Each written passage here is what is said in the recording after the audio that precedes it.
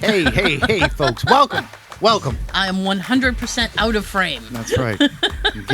Get on in. Welcome to the Basement Show podcast. Short. That's right, baby. What do we got for him today, T? Oh, my goodness, Ryan. Yeah. Here we go. I know it. Today we're going to talk about under the weather. We've all been under the weather every now and then. Yes, we have. So in one respect, we're pretty much always under weather by default of living beneath the atmosphere. I think that's a little literal. But that might not be the most welcome response when someone tells you they're under the weather. I don't feel good. Meaning they don't feel well, No. like our friend here. Yeah, Garfield, sick. While people generally agree that the idiom has nautical origins, it's not entirely clear what those origins are. I like it's one of those, it comes from somewhere, we just don't know where. Could be anywhere. A popular theory is that ailing sailors recuperated below decks, putting them literally under the weather decks, the ones exposed to the elements. Okay. An offshoot of that explanation claims that crewmen and passengers would go below decks during bad weather in order to forestall seasickness. Oh. I have a friend who gets seasick. Wait, that's me. I think it is Yeah, you. violently, too. Literally turning green. Does anyone have a whole rack of Ritz crackers? I'm dying.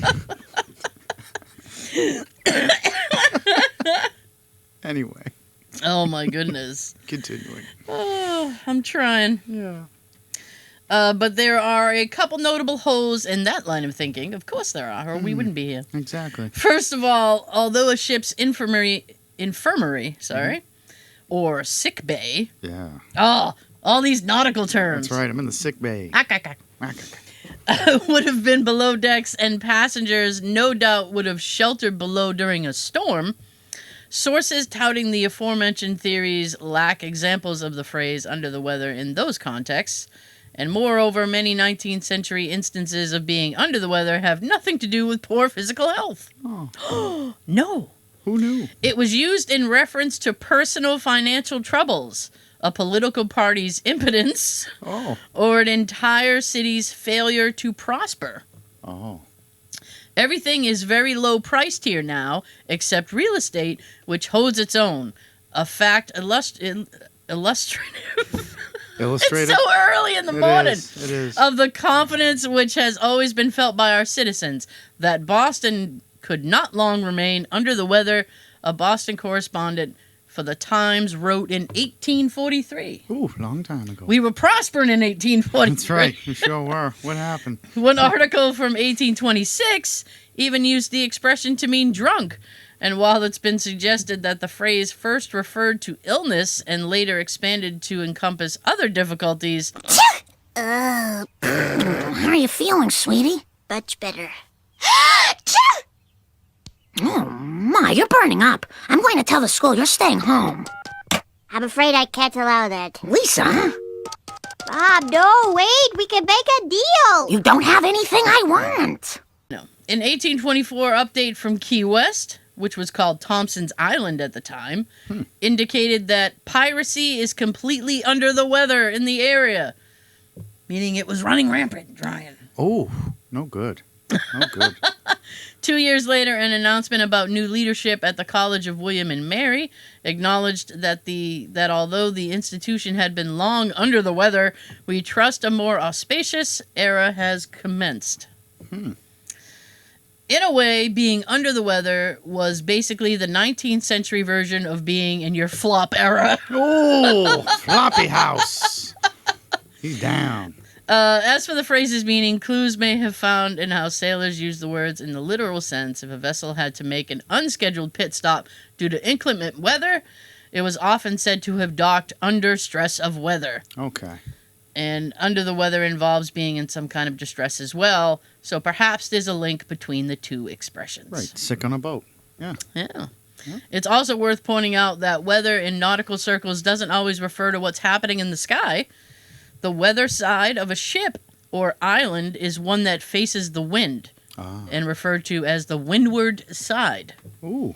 Throughout the 19th century, the words under the weather were frequently followed by a term related to the weather side, including under the weather bow, under the weather quarter, and under the weather shore, as opposed to the weather in the sky. Right. The weather in the sky. Under the weather poop deck. Don't say poop. Yeah. The going gets rougher on the weather side than it does on its counterpart, which is called the lee or the leeward side, which is sheltered from the wind. In fact, the word lee meant shelter for centuries before it gained the nautical connection. And the phrase under the lee had long been used to describe anything protected or sheltered at sea or otherwise.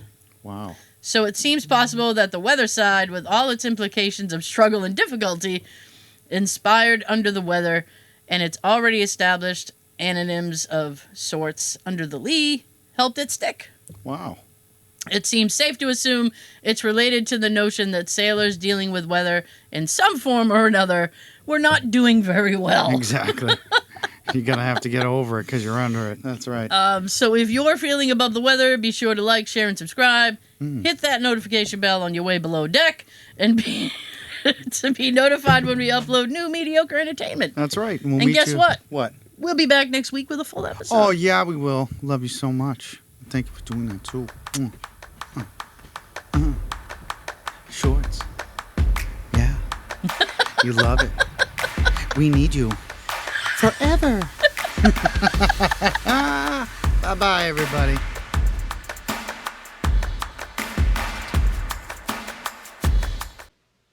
You're still here? It's over. Go home.